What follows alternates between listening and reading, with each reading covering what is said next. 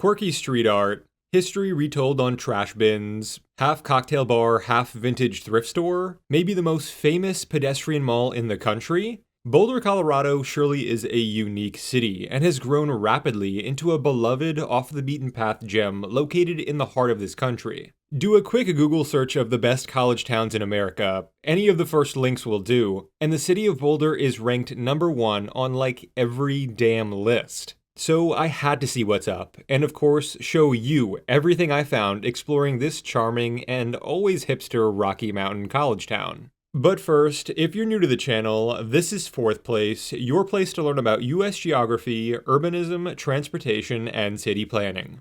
Arriving in the city, my first stop was, of course, downtown Boulder, which is really the main life source of the city at large. Even in a city like Boulder, where about 75% of its urbanized land area today is made up of suburban sprawl, the Victorian-era Main Street and surrounding residential grid is still the city's beating heart, and a pretty strong one at that. You just can't beat a great Main Street. I don't care how ancient your HOA president is.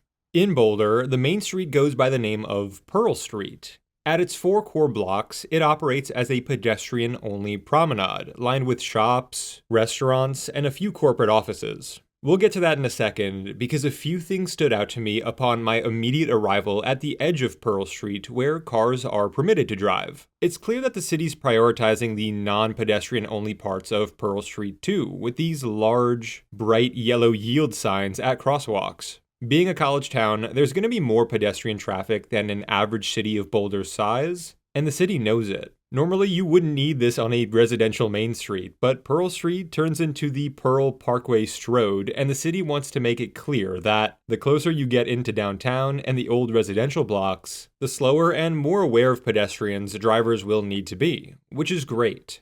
Here, where I started Pearl Street on the eastern edge of downtown, it was honestly pretty cute. Smaller businesses with apartments and condos mixed in, a very healthy amount of adaptive reuse on one side of the street, and making the most of what were previously old Victorian single-family lots on the other. I had coffee and breakfast here at Boxcar Coffee, which was great, and fitting, as although Pearl Street never quite saw any modern freight boxcars as far as I know, it certainly saw its fair share of horse-drawn freight wagons and streetcars. Pearl Street was first home to a short-lived horse-drawn streetcar introduced in 1891. About a decade later, in 1908, an electric streetcar was introduced from Broadway to 31st Street along Pearl Street, and operated in such capacity until 1931. A transportation story the city is keen to retell on its trash bins. Interesting, and needless to say, I felt a bit weird stopping and staring at trash bins all throughout my journey.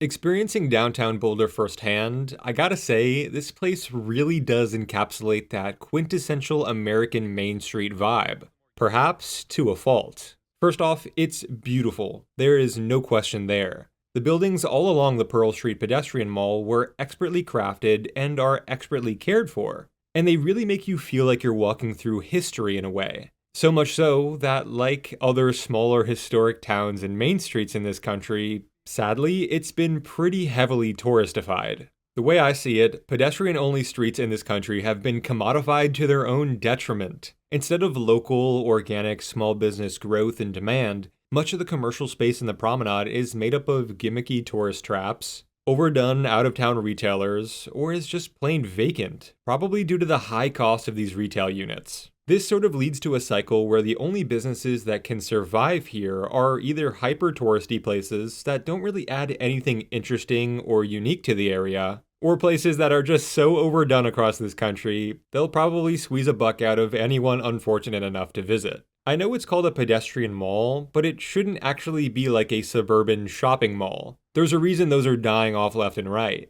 It's interesting because if this wasn't a pedestrian-only zone, it wouldn't have been as commodified to death, and there would probably be a lot more deserving small businesses and cheaper rent, and perhaps less vacancies. It's a catch-22. All of this is to say that, as a result, the promenade was fairly dead, and the businesses seemed like they were getting less foot traffic than those west of 11th Street and east of 15th Street off the promenade. The buildings and setting alone are going to attract people, but the offerings were a little bit of a letdown.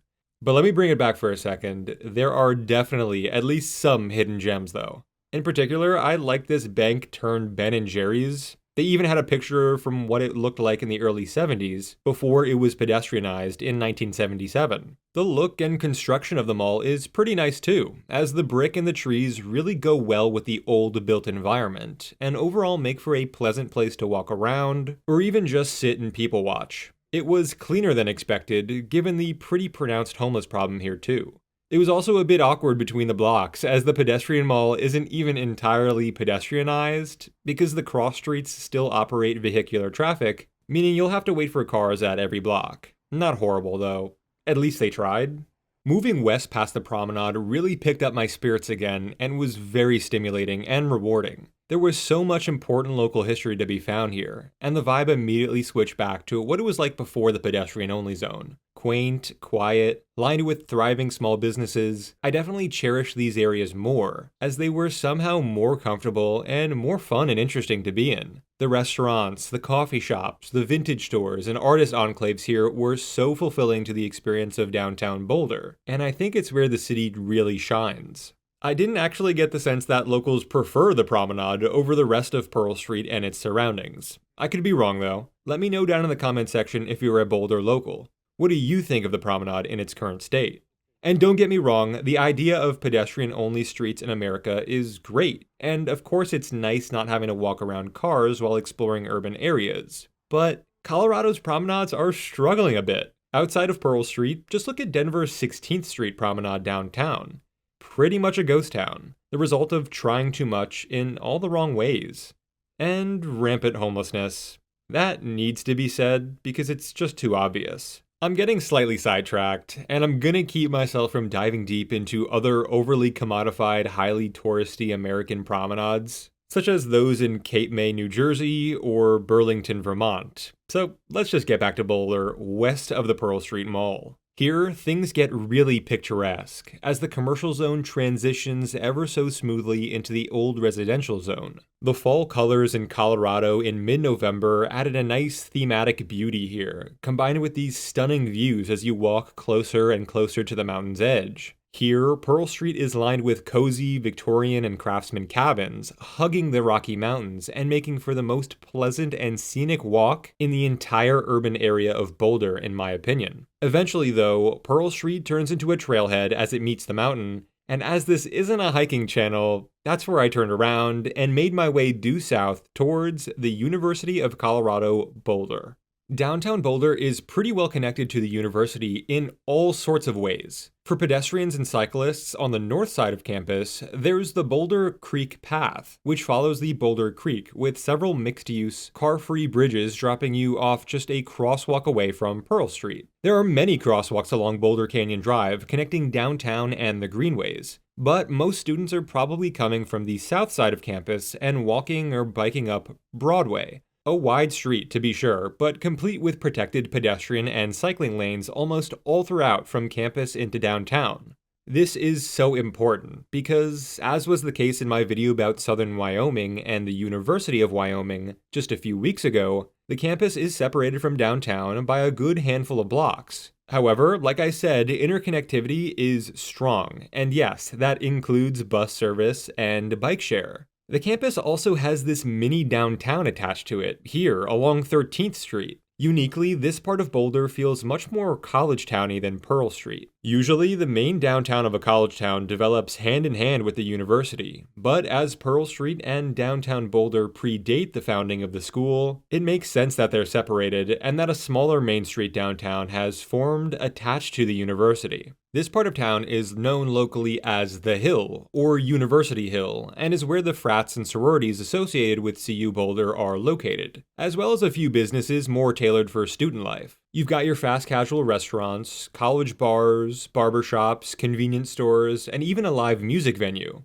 But I didn't spend too much time here, as I really wanted to see the university itself. See, not only is Boulder ranked as one of America's best college towns, the university is also ranked as one of the most beautiful college campuses in the country. So I just couldn't wait. And let me tell you, it fully lives up to the hype. And during golden hour, I'll just let the footage speak for itself. CU Boulder is a walkers and bikers paradise. There's just so many great walking and cycling paths, and even a scooter and bike share program. It's very light on car traffic, with only one road looping through campus. They've got like 4 or 5 really nice, large campus quads and green spaces, and everything is also dense and compact, creating this nice green yet urban feeling for this rather suburban college campus. It's a big school with an even bigger sports culture, and you can really sense the pride that kids have as they're attending one of the country's most well-rounded schools. Though I definitely think the areas with student housing need closer dining options, but other than that, this was a solid, if pretty quick visit to the actual school itself, and I enjoyed my brief time there. So, is Boulder America's best college town? Well, that depends on who you ask. If you ask the internet, yeah, it just might be. But if you ask the folks up in Ann Arbor, or Eugene, or Fort Collins, well, they might have something to say about that. Having been to all of those college towns and more, I'd say Boulder is certainly up there. Maybe I'll have to do a ranking of my own sometime in the future. Like, comment, and subscribe if you enjoyed the video, and I'll see you next week from 4th place.